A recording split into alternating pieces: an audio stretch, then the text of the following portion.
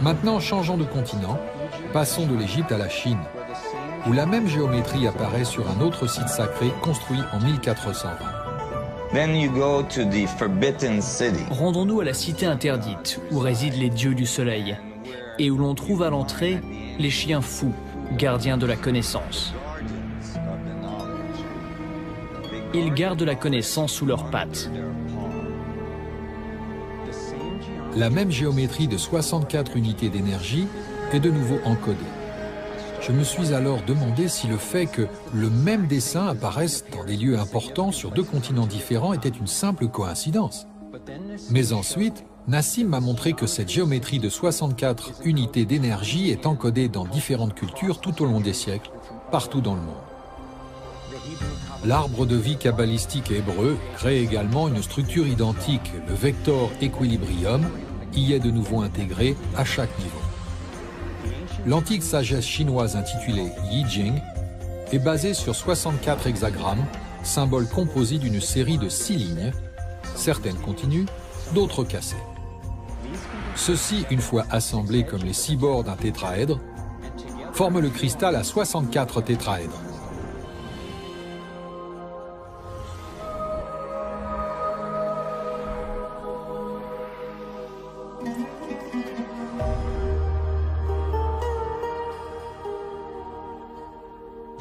Le même modèle réapparaît dans la recherche scientifique moderne. La double hélice se caractérise par un alphabet de 64 codons utilisés pour encoder notre ADN humain. J'avais constaté que la connaissance de la géométrie vivante de l'univers était très avancée il y a des milliers d'années. Mais comment donc pouvait-il en savoir autant ? La plupart des histoires de l'Égypte ancienne, des Mayas et des Incas, évoquent les dieux du soleil descendant sur la terre et enseignant aux hommes l'ingénierie, l'écriture et toutes leurs sciences. J'ai commencé à me demander si tous ces dieux du soleil n'étaient pas des civilisations avancées provenant d'une autre partie de notre galaxie.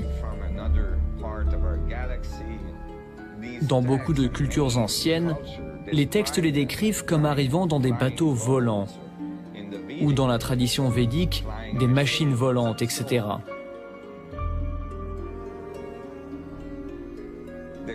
La venue de ces dieux du soleil a été mentionnée à maintes reprises à travers l'histoire.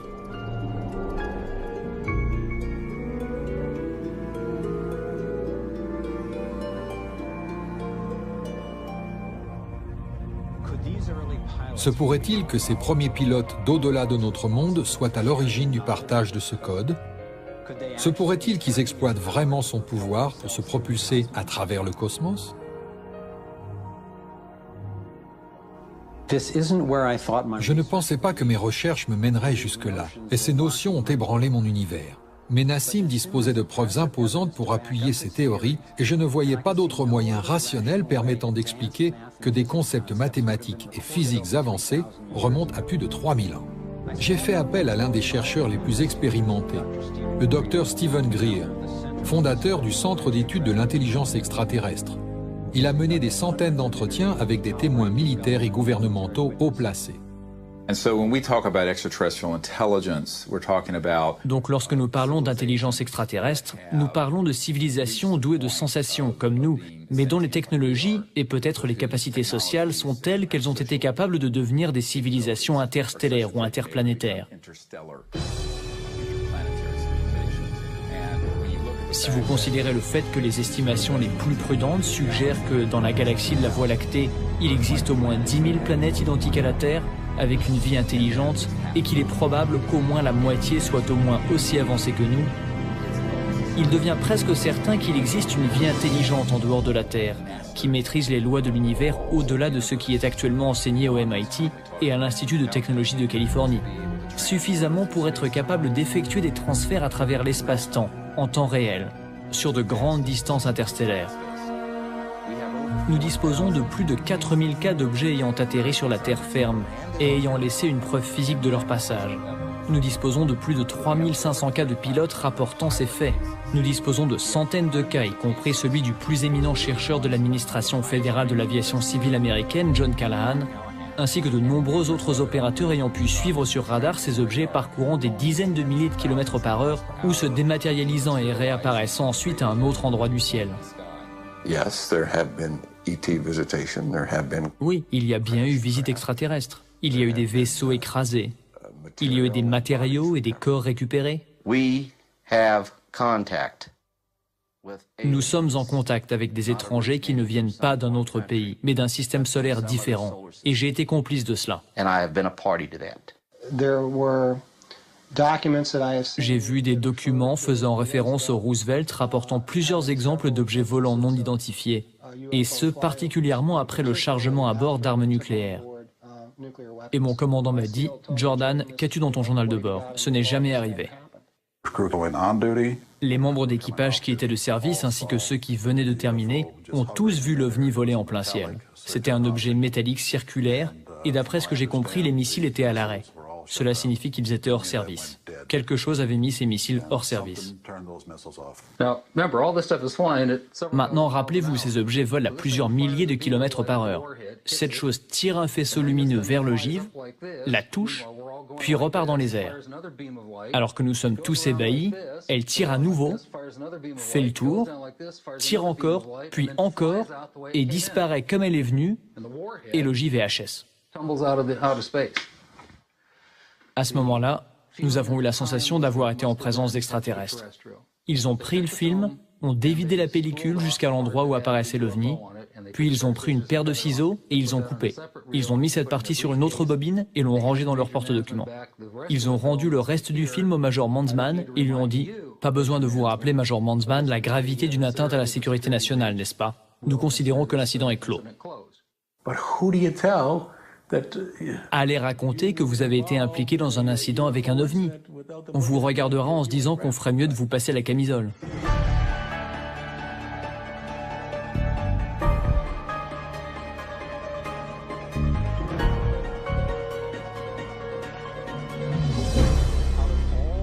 Parmi toutes les preuves attestant de l'existence des ovnis, un phénomène extraordinaire ne cesse de me surprendre et de m'inspirer. Il s'agit, un peu partout dans le monde, de l'apparition des crop circles, cercles dans les champs. Ces formes élaborées apparaissent mystérieusement dans les cultures de céréales, de telle manière que les tiges sont couchées, mais pas coupées. 5000 de ces formes sont apparues dans 30 pays, essentiellement en Angleterre. Les médias ont incité beaucoup de gens, moi y compris au début, à voir dans ces formes un canular, l'œuvre d'un petit réseau de blagueurs agissant la nuit. Bien sûr, il y a eu de fausses versions, mais celles réalisées par la main de l'homme sont grossières en comparaison avec la majorité de ces élégantes créations. Les blagueurs ont-ils pu créer l'ensemble des 5000 formes répertoriées? Un petit nombre de personnes équipées de cordes et de planches a-t-il pu créer quelque chose d'aussi complexe et beau, en plein milieu de la nuit, sous une pluie battante et sans laisser d'empreinte dans le sol? Le champ magnétique à l'endroit où les cultures ont été couchées pour créer l'image est souvent chargé en électricité statique. Certaines de ces surfaces sont jonchées d'étranges particules magnétiques. L'une des créations les plus étonnantes ne représente pas un cercle, mais un rectangle qui semble être une réponse directe à un message envoyé dans l'espace en 1974.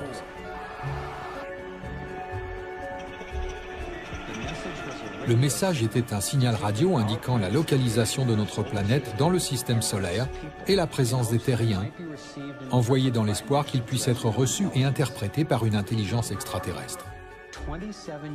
27 ans plus tard, en 2001, cette création sur culture est apparue en Angleterre, avec ce qui pourrait bien être un autoportrait de l'expéditeur. Ce message correspond au format du signal de la NASA et décrit un système solaire différent du nôtre. Il fournit une image de l'expéditeur, de l'ADN non humain et une antenne micro-ondes qu'ils ont apparemment utilisée pour communiquer au lieu de l'antenne radio que nous avions utilisée. Le symbole de l'antenne était apparu une année auparavant exactement dans le même champ, juste à côté d'une antenne radio en service, similaire à celle que la NASA avait employée pour envoyer le signal original. La NASA continue de nier tout contact extraterrestre, quel qu'il soit.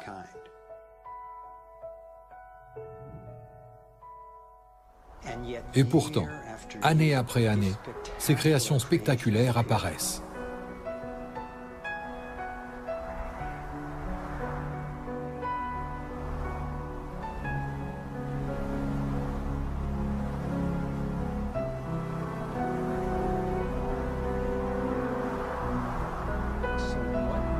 Que peuvent-elles donc signifier? Voici des versions bidimensionnelles qui semblent révéler le Thor en 3D.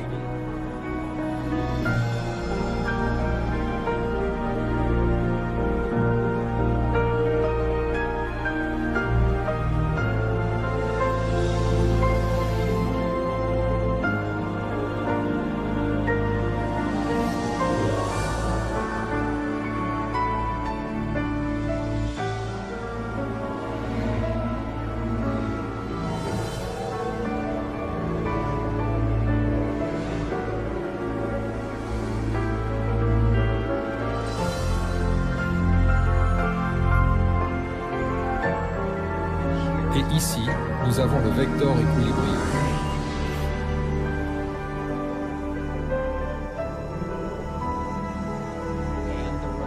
Et la forme correspondante de 64 unités d'énergie que nous avons vues encodées dans les arts de tant de cultures anciennes.